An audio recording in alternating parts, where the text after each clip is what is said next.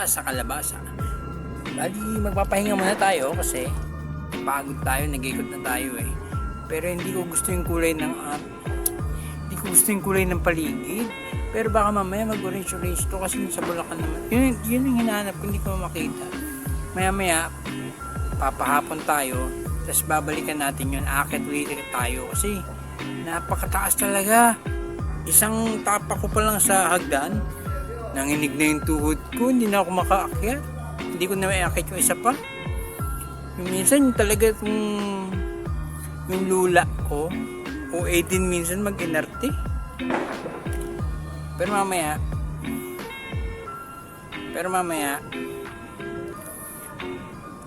akitin natin yan. Hindi ko na kaya pag walang salamin. Dati blur lang eh. Ngayon super blur pag tinanggal ko. Super blur. Hindi ko siya magano, hindi ko maano yung hawakan ko. Yan, pag tinanggal ko. Dati niyan, ang tingin ko sa inyo blur lang. Ngayon super blur na. Pero mamaya akitin ko talaga yan. Minsan nung uminom pa ako nung college, eh hindi na nga ako uminom, di ba? Eh nagiging kainuman ako. Yung iba nagiging ninja, talaga kayo makita. Yung iba nagiging ninja, mayroong nag-ano ng prophecy, mayroong yung ninja bigla ang galing nun. Di ba nagiinuman kayo? Bigla siyang mawawala, tapos wala rin talaga siyang presensya. Hindi nyo mararamdaman na umalis na siya. Magugulat na lang kayo, parang kulang tayo. Kala nyo tuloy, horror story. Bigla nagkukulang. Kwentuhan kayo sa alamat. May nagiging makata rin akong kainuman dati. Ang kwento ko ay tungkol sa alamat. Ang alamat ng daing. Alam nyo yun, alamat ng daing. Noong unang panahon, sa malayong tribo ng Aborigines, puro prito lang. Tapos nagkaroon ng cook-off, parang pasikatan ng prito. Eh si Juan, syempre nag-iisip siya ng ipiprito siya. Hindi ko alam prito ko. Tapos, sige, mamamansing na lang muna ako sa ilog. Mamamansing daw siya. Tapos nakahuli siya ng isda. Tapos nagtaka siya. Siguro 2-3 minuto na, humihinga pa. Sabi niya, bakit buhay pa tong isdan to? 3 minuto na. Ang tagal nun, tapos may pa sa mga 30 minutes na. Ba't buhay pa to 30 minutes na? Ang sigla-sigla pa rin, pumapalag pa rin sa lalagyan niya. Nainis ngayon si Juan. Kumuha siya, hinawakan niya yung buntot. Tapos pagkahawak niya ng buntot, hinampas niya sa bato. Hinampas talaga niya. Tapos, sabi niya, ayan, patay ka na. So pagtingin niya, nakaganyan siya, huminga uli. Sabi ko, buhay pa to ah. Sabi na inis. Nilaslas niya yung gitna. Iniwan niya sa gitna. Tapos sinampas-sampas niya ulit sa bato. Eh may dumating na aquatic reserve, basta activist, dumating yung Amerikano. Sabi, what you doing, man? It's dying. Sabi yung ganyan. Eh si Juan di naintindihan. Sabi, sinasabi ng Amerikano to? Binitawan niya na isda. Tapos ang binitawan niya ng mga isda, alam niyo naman ng Pilipino, hindi pwedeng may masasayang na pagkain, di ba? Pilipin tayo, kung anong meron, ubusin. Tapos ginawa niya sa bahay, inuwi niya sa bahay yung isda, sayang eh. Tapos pinirito niya, pinatikim niya sa tropa niya. Nasarapan yung tropa niya. Sabi, anong gawa mo dito sa isdang to? Pati kaiba yung lasa, pinirito mo lang naman, sabi. Hindi ko rin alam eh. Pero sabi ng Amerikano, nakakausap ko, isdaing daw, isdaing. Sabi, isdaing pala to. Tapos sinali niya sa kompetisyon, di nanalo naman. At magmula nun, ang isdaing ay naging daing.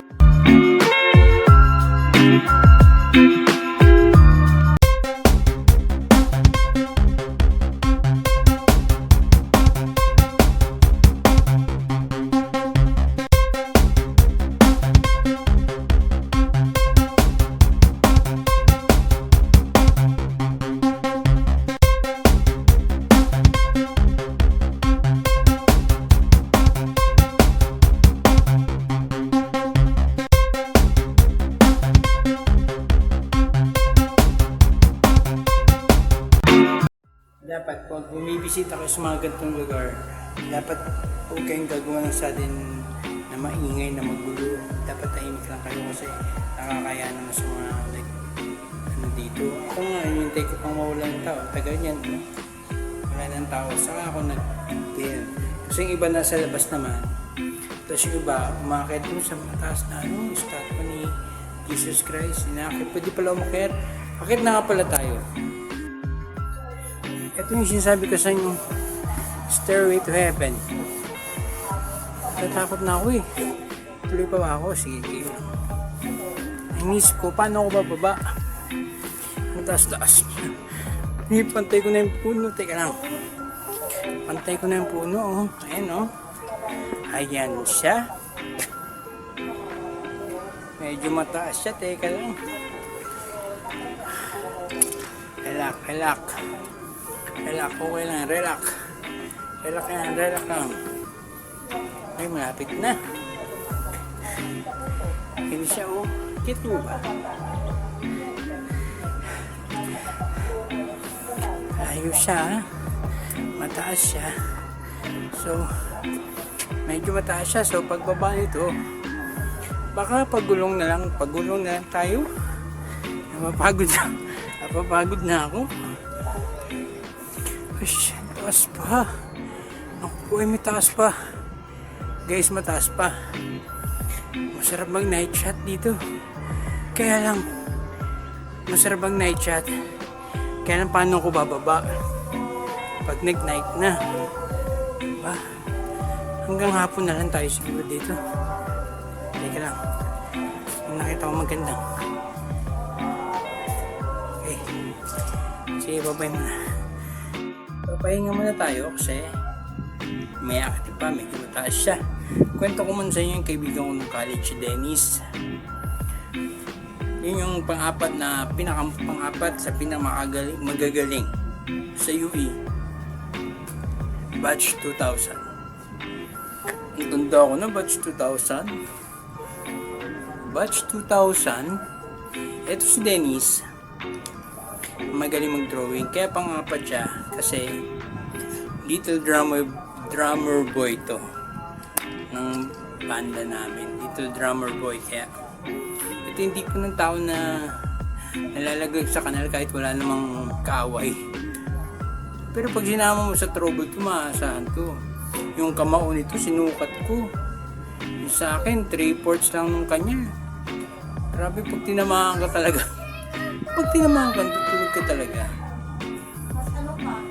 Hindi ko talaga. Si Dennis, kung hindi lang marunong mag-drawing yun, piling ko yung katawan niya nakadesign sa sa boxing. Ang boxing talaga. Pang boxing talaga yung taong yun. Alam ko si Dennis, yung galing mag-drums. Nagdo-double pitch pa nga yun. Basta pang-apat siya sa amin, pang-apat sa pinakamagagaling.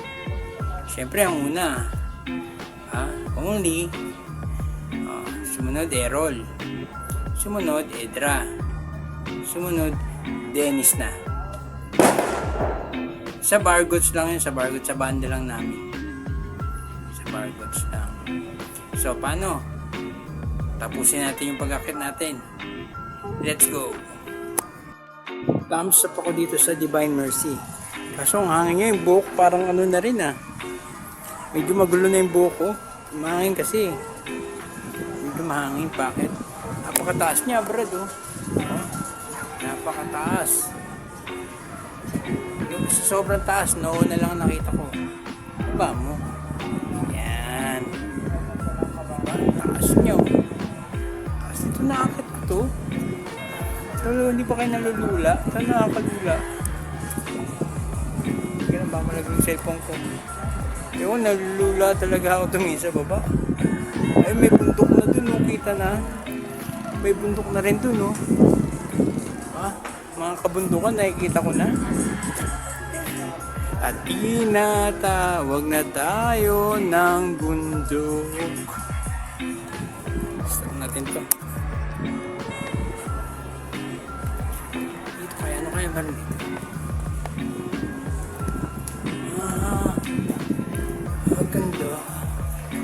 Oh, ang gulo ng buko. Wow, Messi. Napaka-Messi. May tao din tayo. Tao pala doon. Edit na lang tayo. Ang galing. Maganda rito sa Divine Mercy. Pumunta kayo. Dito kayo magsimba one time. Kasi Bulacan lang to eh. Sa ibang tao malayo to. Pero sa akin malapit lang kasi Bulacan lang to. Pero isang Sunday lang, subukan nyo. Subukan nyo kung magigiliw. Ate, sa isang kwento dito. Grabe ang ganda. Wala pang tao. Kasi mamaya pa yung magsisimbang gabi mga yun. Mga 7. Hanggang 9 bukas to eh. 7. 6, nagsaan na yung tao sigurado. Marami ng tao mamaya, hindi tayo makakapag-vlog. Kaya pang sa atin pa yung lugar, enjoy natin.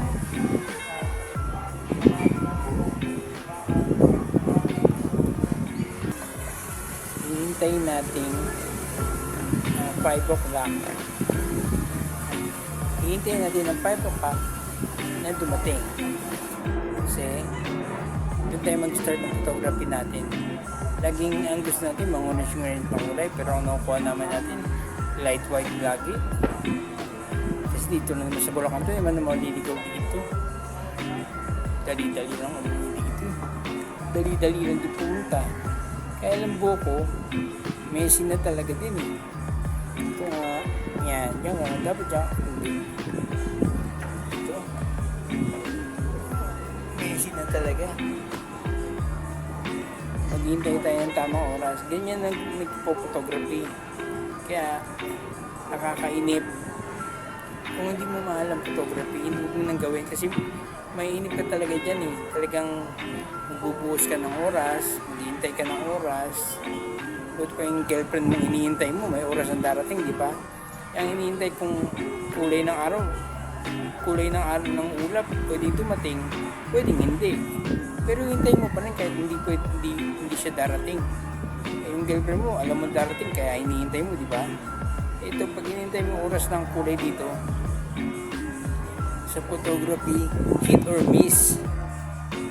Pero, maghihintay ka talaga. Kaya kung bala-bala lang sa yung photography, wag na. At gawin mo, alam mo talaga. Diba? Diba? Sabi nga ni Macdo, alam mo, totoo, pagod lang naman talaga ako mag-intay ng oras. Kaya patay oras man tayo dito. Mamaya alas 5, babangon uli ako. Dudurugin kita. Araw, mukhang naninilaw nga siya. Mukhang magkakadilaw na araw ngayon. Siyempre.